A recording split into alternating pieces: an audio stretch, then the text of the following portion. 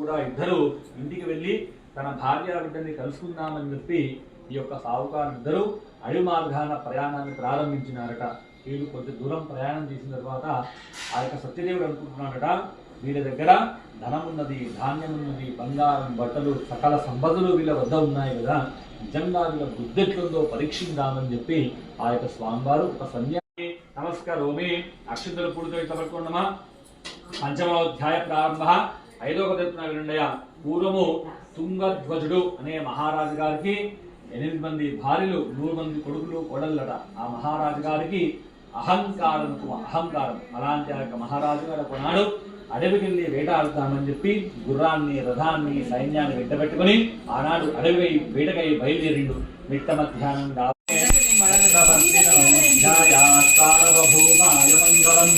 వేద వేదాంత వేద్యాయ వేగశ్యామలమూర్తయే పుంసాం మోహన రూపాయ పుణ్యశ్లోకాయ మంగళం శ్రియః కాంతాయ కళ్యాణ విధయే శ్రీరామ్ శ్రీ వెంకట నివాసాయ శ్రీనివాస